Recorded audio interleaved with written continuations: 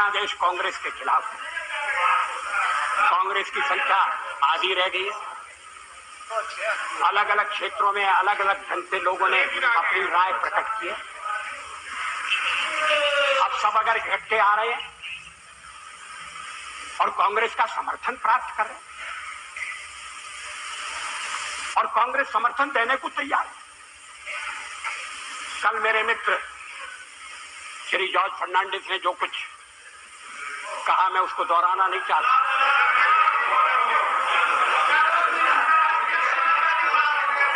अगर आप चाहें तो फैसला कर सकते हैं कि भाई हमने एक दूसरे को गाली दी होगी, मगर चलो छोड़ो, आज तो सबको मिलकर बीजेपी को गाली देना है। अगर ये सामूहिक निर्णय है, मुझे कुछ कहना नहीं, लेकिन इस तरह का निर्णय नकारात्मक होगा, इस तरह का निर्णय प्रतिक्रियात्मक होगा, इस तरह का निर्णय केवल हमें आने से रोकने के लिए होगा और ये लोकतंत्र को स्वस्थ बनाने वाली परंपरा नहीं डालेगा। ये आज मैं आपको चेतावनी देना चाहता हूं। हम तो प्रतिपक्ष में बैठने के लिए तैयार हैं। अध्यक्ष महोदय, जब मैं राजनीति में आया मैंने कभी सोचा भी नहीं था कि मैं एमपी बनूं। मैं पत्रकार था और ये राजनीति, जिस तरह की राजनीति चल रही है, मुझे रास नहीं आती।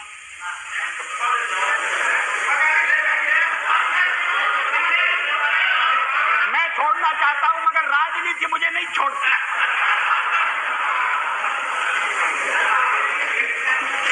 विरोधी दल का नेता हुआ, आज प्रधानमंत्री हूं, थोड़ी देर बाद नहीं रहूंगा।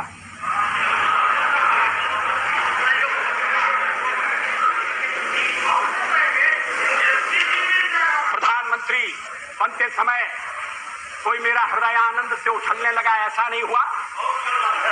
और सब कुछ छोड़ छाड़ कर जब चला जाऊंगा तब भी मेरे मन में किसी तरह की म्लानता होगी, ऐसा आप मत समझिए। लेकिन फिर मैं कुछ मुद्दों को उठाना चाहता हूं। हमारे फिर एक दूसरा आरोप लगाया जा रहा है, आरोपों की झड़ी लगाई जा रही है। आपने अनेक महत्वपूर्ण मुद्दों को छोड़ दिया। राष्ट्रपति के अभिभाषण में राम मंदिर की चर्चा नहीं है, 370 धारा समाप्त करने का उल्लेख नहीं है और शादी ब्याह के समान कानून बनाने के बारे में भी जिक्र नहीं है।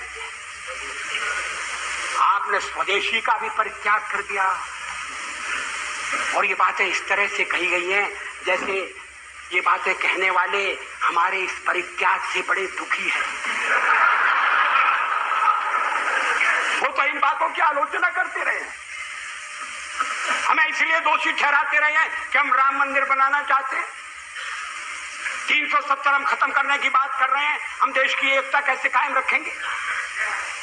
शादी ब्याह का समान कानून हो, भले ही संविधान में लिखा हो, भले ही सुप्रीम कोर्ट ने मोहर लगा दी हो, आप कैसे कह सकते हैं? और आप कहेंगे तो आप देश की एकता के तोड़क होंगे।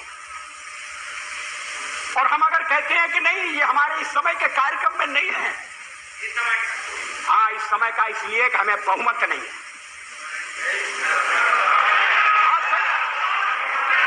कोई छुपाने की बात नहीं, बहुमत मिलने से करते हैं। हम बहुमत के लिए लड़ रहे हैं। ये हाँ, get out of that. Now get out of that. आखिर हमें जो जनमत मिला है, अगर आपको उस जनमत ने स्वीकार कर दिया है तो हमें भी पूरी तरह स्वीकार नहीं किया। हम तो बहुमत चाहते थे लेकिन बहुमत हमें नहीं मिला। अब हम सबसे बड़े दल के रूप में उभरे हैं तो हमारा प्रयास है कि कोई आम सहमति से कोई चीज बने, कोई चीज चले। और इसीलिए हमने विवाद की बातों का उल्लेख नहीं किया। इस पर क्या आपत्ति है? अभी यूनाइटेड फ्रंट बनने जा रहा है, बहुत अच्छा, बन गया तो बहुत अच्छा। अभी कार्यक्रम बनने वाला है, वो भी बन गया। तो क्या उस कार्यक्रम में मार्क्सिस्ट पार्टी की जितनी भी विचारधारा है, मार्क्सिस्ट पार्टी का जितना कार्यक्रम है, वो ज्यों का त्यों पूरे का पूरा समाविष्ट कर लिया गया है। और अगर कर लिया गया है तो मार्क्सिस्ट पार्टी फिर सरकार से दूर क्यों रह रही है? जब संयुक्त मोर्चा बनता है, जब अनेक दल निकट आते हैं, साथ आते हैं, तो फिर हरेक को कुछ ना कुछ चीज छोड़ना पड़ती है। 1977 में भी हम 370 के समर्थक, 70 को समाप्त करने के समर्थक थे। ये रामविलास जी पासवान बैठे। 1977 में भी हम एटम बम बनाने के हक में थे, लेकिन हमने जब देखा कि लोकतंत्र पर संकट आया है, बाकी की सारी बातें इस समय एक तरफ रखने की जरूरत है और लोकतंत्र को बचाने की आवश्यकता है। इमरजेंसी के कारण लोकतंत्र खतरे में पड़ा था, देश एक जेल खाने में बदल गया था। हमने कहा कि मिलकर चलें और इस आने वाले अधिनायकवाद को रोकें। किसी ने हमको उस समय नहीं कहा कि आप 370 कहां छोड़ आए, किसी ने नहीं कहा और ठीक नहीं कहा। जब आप संयुक्त मोर्चा बनाएंगे तो हर एक पार्टी को थोड़ा थोड़ा अपना छोड़ना पड़ेगा, अपना थोड़े अपने विचारों को, कार्यक्रमों को अलग रखना पड़ेगा।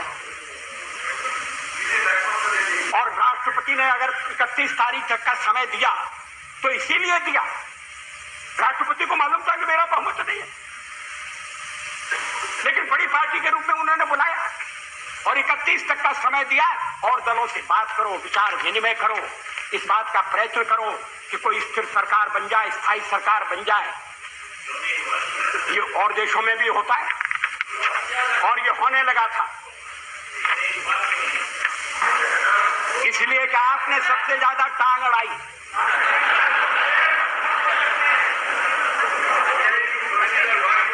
Isolated in the country. Why don't you consider that? We are not isolated. Yes, you are.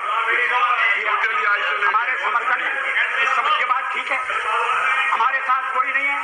और फिर जब हम कहें कि हमारे साथ अकाली दल है जो अभी चुनाव जीत कर आया है, he is not pro BJP, he is anti Congress. That is why he is. You are pro Congress.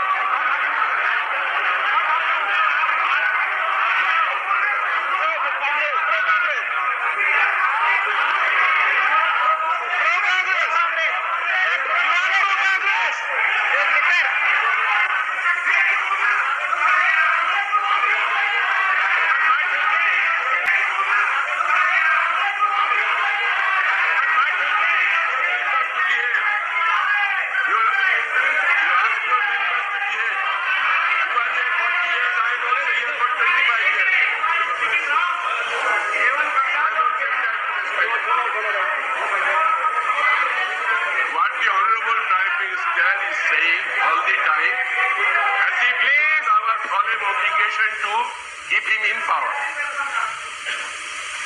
That is what we have been trying to find out from yesterday. What? If the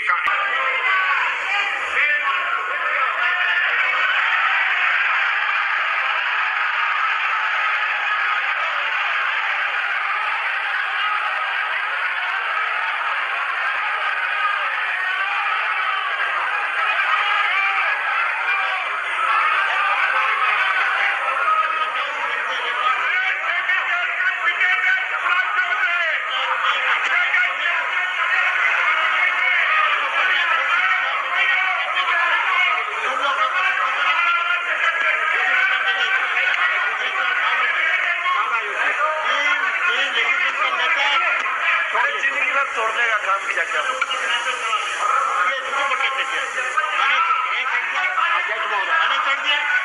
अरे mister Patnaik, mister Patnaik, prime minister बोल रहे हैं। Mister Patnaik, please sit down, let the prime minister continue, please. अध्यक्ष महोदय, मुझे अपना बहुमत बनाने के लिए जो समय मिला था मैंने उसका उपयोग किया। मैंने अनेक दलों से अलग अलग बातें की। कुछ दल हमारे साथ आए हैं, कुछ दलों ने अपनी कठिनाई प्रकट की है। कुछ दलों का कहना है कि आपके साथ आने में हमें एक ही आपत्ति है कि हमारे कुछ वोट जाने का खतरा है। भारतीय जनता पार्टी के सहयोग के कारण अगर वोट जाते हैं, मैं समझ सकता हूं कि हर राजनीतिक दल को वोटों की चिंता करनी है, मगर ये वोटों का खेल किस सीमा तक जाएगा, किस हद तक जाएगा? क्या इसके सामने देश हितों की उपेक्षा कर दी जाएगी? हम माइनॉरिटी की बात करते हैं कि उन्हें पूरा संरक्षण मिलना चाहिए, बराबर का अवसर मिलना चाहिए, अधिकार होना चाहिए, तो हमें कहा जाता है कि हम जो कुछ कहते हैं उस पर आचरण नहीं करते। आखिर सदन में बातचीत हो सकती है, चर्चा हो सकती है। जिन प्रदेशों में हमारी सरकारें मिली है, बनी हुआ आचरण हो सकता है, और आप हमें केंद्र में समय देकर देखो और हम सारी बातें अमल में लाकर दिखा देंगे। मगर ये मेरी समझ में नहीं आया कि जो सबसे बड़ी माइनॉरिटी है उसकी तो चिंता है, मगर जो 2% है, अभी बरनाला जी का दर्द आपने सुना है, उसकी पीड़ा नहीं। अध्यक्ष महोदय, मुझे वो दिन याद है, दिल्ली में दंगों के बाद और सिख भाइयों के कत्लेआम के बाद मेरा भाजपा का एक कार्यकर्ता मुझसे रात के अंधेरे में मिलने के लिए आया। मैं उसको पहचान नहीं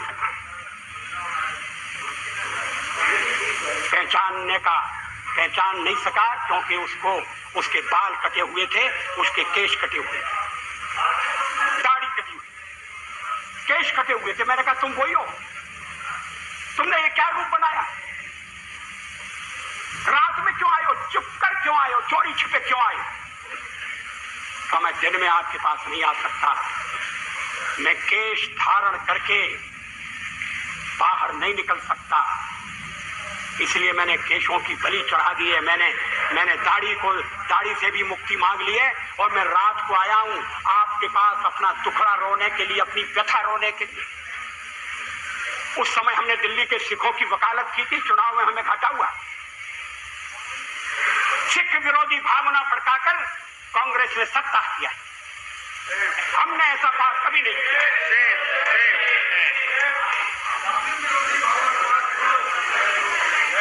दोनों गलत है, मगर आप सिखों पर हुए अत्याचार की निंदा नहीं करते। बिल्कुल करते हैं, नहीं करता। बहुत बार किया है, हाउस में किया है, कितने बार किया है, पार्लियामेंट में कब किया, हाउस में कब किया? सारे अपराधी पकड़े नहीं गए।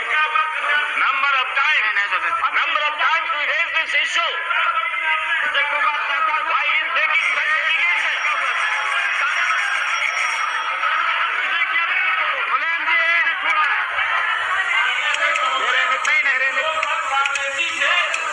भाजपा बंद करके और उन्होंने सिखों को लखनऊ में लूटा।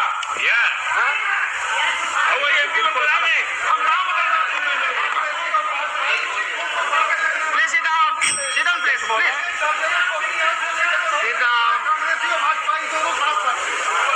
मेरे मित्र श्री मुलायम सिंह जी इस मामले में न बोले तो ज्यादा अच्छा होगा। उनके शासनकाल में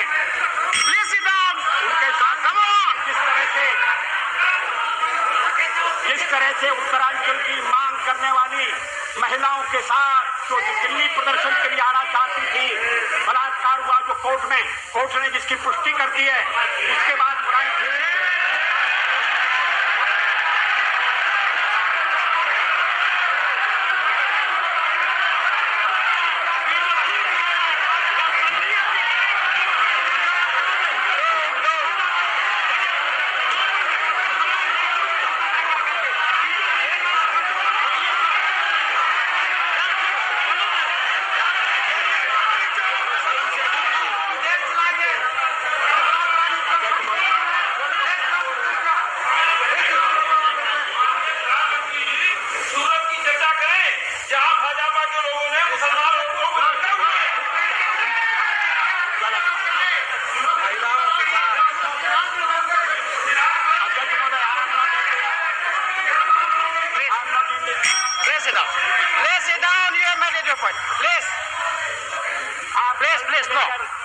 sit up. No. ये सभी मित्र कल से लेकर आज तक बोलते रहे। अब मेरी बारी आई है, तो ये मेरा मुंह बंद करना चाहते हैं, ये होने वाला नहीं है। और अगर संख्या बल के आधार पर ये करने का प्रयास करेंगे तो हमें सदन के बाहर ये विचारों की लड़ाई ले जाना पड़ेगा।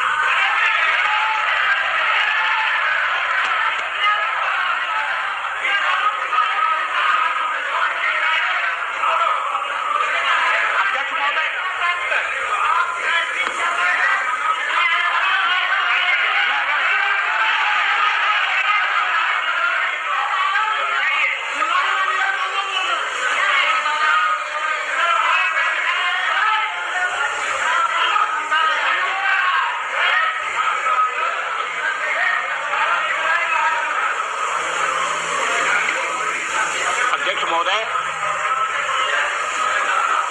मैं फिर प्लीज जहां से मैंने आरंभ किया था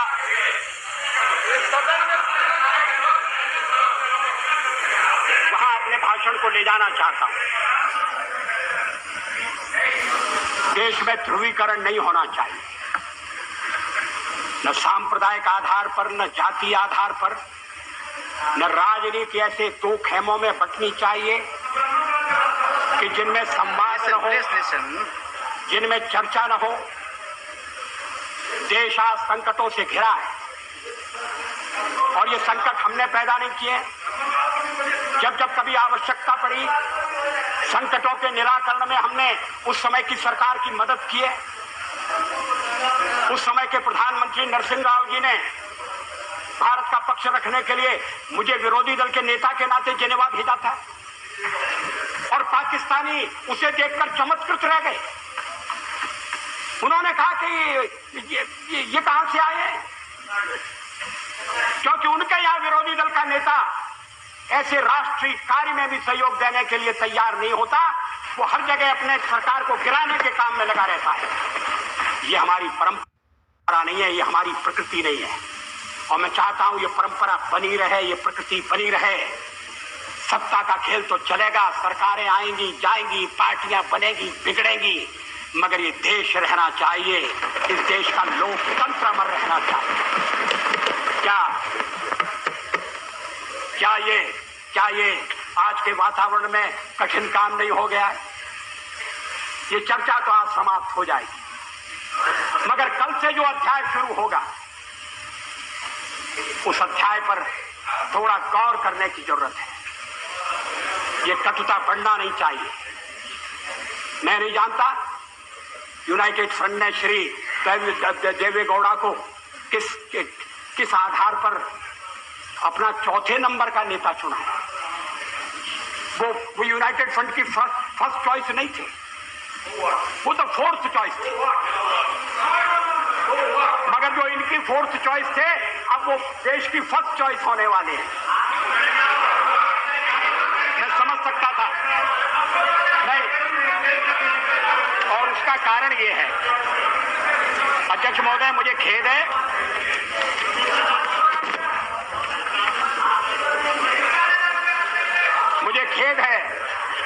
कि इस चर्चा में ऐसे संगठनों का नाम लिया गया, उन्हें यहाँ घसीटने की कोशिश की गई जो स्वतंत्र संगठन है, जो अपने राष्ट्र निर्माण में चरित्र निर्माण के काम में लगे। मेरा इरादा, मेरा उल्लेख आरएसएस से है। आरएसएस के विचारों से किसी का मतभेद हो सकता है, लेकिन आरएसएस पर जिस तरह के आरोप लगाए गए उन तरह के आरोपों की कोई आवश्यकता नहीं थी। और कांग्रेस पार्टी में और दलों में भी आरएसएस के रचनात्मक काम के लिए लोगों के दिलों में आदर है, सहयोग है। अगर वो दुखियों की बस्ती में जाकर काम करते हैं, अगर वो जाकर आदिवासी इलाकों में शिक्षा का प्रसार करते हैं, तो इसके लिए उनका अभिनंदन होना चाहिए। इसलिए उनको पूरा सहयोग दिया जाना चाहिए। अध्यक्ष महोदय,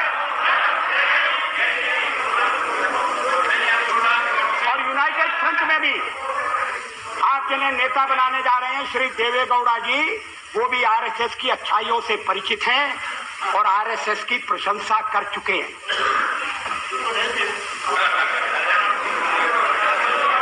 अभी आरएसएस की 20th एनिवर्सरी हुई थी। आरएसएस की ओर से